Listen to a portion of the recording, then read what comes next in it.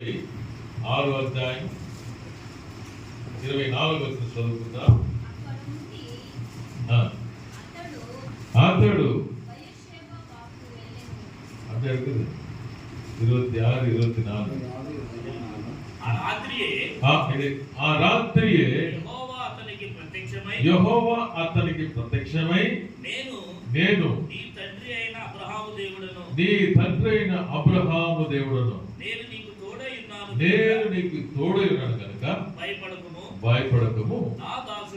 నా దాసుడైన అబ్రహామును బట్టి నిన్ను ఆశీర్వదించి నీ సంతానమును విస్తరింపచేసేదనని చెప్పాను. దేవునికి స్తోత్రం. హల్లెలూయా. నిన్ను బట్టి నిన్ను సంతానం ఆశీర్వదిస్తానని చెప్పి దేవుడు వాగ్దానం ఇచ్చాడు. ఈ వాగ్దానం ఇచ్చేదానికి ముందుగా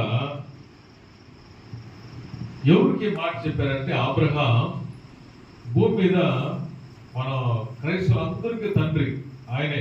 మన ముత్తాత తండ్రి క్రైస్తవులకి మొదటి దేవుడు నమ్ముకున్న ఒక వ్యక్తి ఆయనే. మోసేని పిలిపించి నేను అబ్రహాం దేవుడును, ఈసాకు దేవుడును, యాకోబు దేవుడు చెప్పి ఆయన ప్రత్యక్షమయ్యి దేవుడి గురించి మోసేకి చెప్తున్నాడు. అలాగనే ఏడు చూసినట్లయితే కొడుకుగా ఉన్న ఈసాకు భయపడిపోతున్నాడు.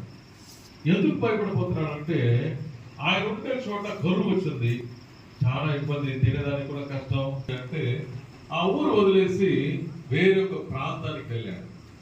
వేరొక ప్రాంతానికి వెళ్ళి ఆ ఊరిలో విత్తనం వేస్తే 100కు 100 అంత పంట వచ్చింది. చదువుకుందాం.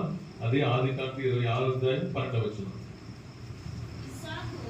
ఈసాకు ఆ దేశంలో వాడై విత్తనం వేసి ఆ సంవత్సరము 100 ఫలం పొందను. 99లో కాదు, 100కు 100 ఫలం పొందాడు.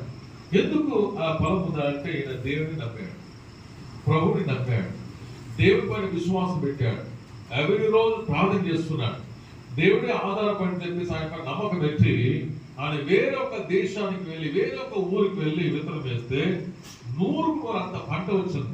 దీన్ని చూసిన ఆ ఊళ్ళో ఉండే రాజుగారు, ఆ ఊళ్ళో ప్రజలందరూ అసూయపడినారు, కోపపడినారు, వ్యతిరేకం వచ్చింది, కుళ్ళు వచ్చింది, అసూయ వచ్చింది. ఇప్పుడు ఎవరో ఆడించి వచ్చినాడు, మనకన్నా ఎక్కువ అయిపోతున్నాడే, నేను రాజు కదా, రాజుగా ఉన్న నాకన్నా ఎక్కువ మనుషులు వచ్చేస్తున్నా, బడి మనుషులు ఎక్కువ ఉన్నారు, ఎక్కువ మేకలు ఉంది, ఎక్కువ గొర్రెలు ఉంది, ఎక్కువ వంట అన్నిటి చేరిపోతున్నదే అని చెప్పి అసూయపడి ఆయన తరిమేదానికి ఏం చేశారంటే వాళ్ళు మార్పు చూసుకున్నారు. ఈయన ఆడబోయి బావితో వినా నీళ్లు పడతా ఉంది. దాని గురించి అది మా బావి అంటారు. చదువుకున్నా అట్లా కింద చూడాలి.